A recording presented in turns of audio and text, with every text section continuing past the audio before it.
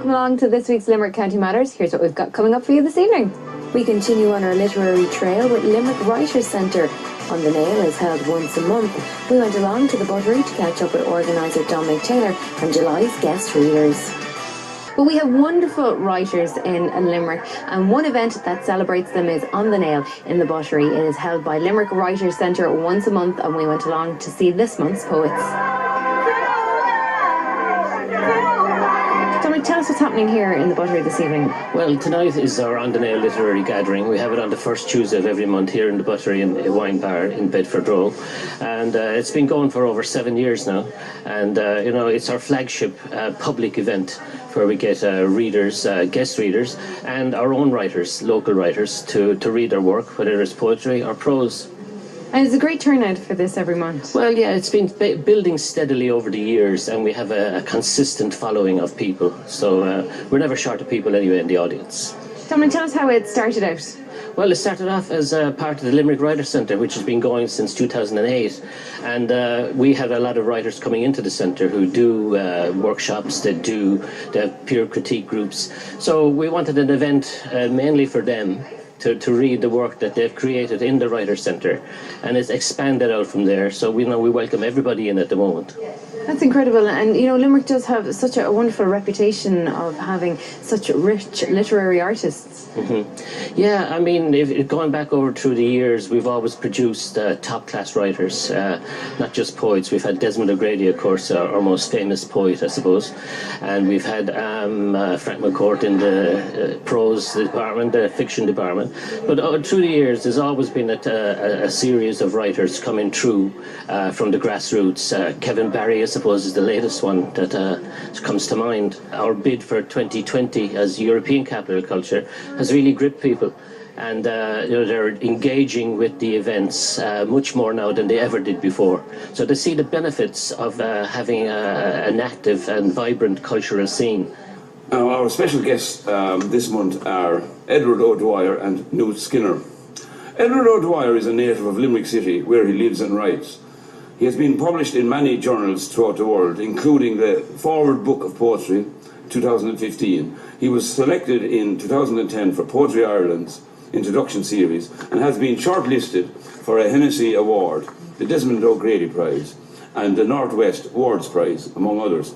He has also been nominated for Pushcart, Forward, and Best of the Web prizes. O Dwyer's debut collection, The Rain on Cruises Street, appeared in 2014 from Salmon Poetry. O Dwyer. We'll always have Paris, complaining about how steep the Moulin Rouge is, walking back to the hotel under stars and moonlight. We'll always have Paris, memories to put any woes or regrets to right. So stop, don't say it, that we were never even there.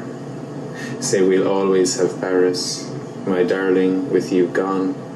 I will be saying every day, we'll always have Paris. We're here tonight at the Buttery because there's a poetry reading going on. These On the Nail sessions have been going on in various venues for the last few years, and I'm delighted to be the guest poet along with Knute Skinner tonight, so I'm here to do what I hope will be a reading people will enjoy. Developing a craft for poetry in Limerick is probably easier than it is in some other parts of the country. With the White House poetry readings going on for the last 13 or so years, there was a space for it. There was a place for me to go with my poems, to read them, to meet like-minded people, but also people who have been successful poets for a long time would come as guests and read their work. Very often I'd have the opportunity to talk to them afterwards. Even buy their books, read their books, because if you're going to get any better, you have to dialogue with people about the craft. He looked for emptiness in his life because this had become the fashionable thing. Everyone was getting their own emptiness. It was all the neighbours could talk about, comparing the gaping voids of their souls like salaries or new cars. You were nobody without one, as celebrities fought for the headlines of magazines and newspapers and websites, specialising in emptiness, plumbing the depths of the hollow places in their selves for all the world looking on. Oh, I think that poetry has indeed had a renaissance here in Limerick. It's been going on for several decades, I guess, but it's gathering steam all the time. It's happened with the readings at the White House. It's happened with on the Nail, and just the Limerick Writers Center has done a great deal to promote it. And it's just a lot of young people here writing poetry, and it's very exciting to see them. They're not just all old fogies like me.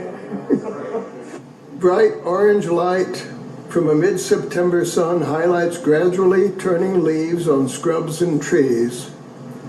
Cattle look up wide-eyed as we make our way, one foot following the other, toward the ordinary light of day. Dominic, if people want to find out more about the Writers' Centre, how do they go about it? Well, through our website would be the primary source, right? www.limerickWritersCentre.com. And of course, these days, the era of social media, Facebook, I suppose, is the most immediate way of finding out about our up-to-date events and what's happening on a day-to-day basis. So just again, Facebook, Limerick Writers Centre is where to go. Brilliant. Well, Dominic, thank you so much for taking the time to speak to us this evening on Limerick County Matters. Delighted. Thanks very much. A great night and a wonderful. We're out of time here on Limerick County Matters for this evening. Thank you so much for watching. Join us back next week for more.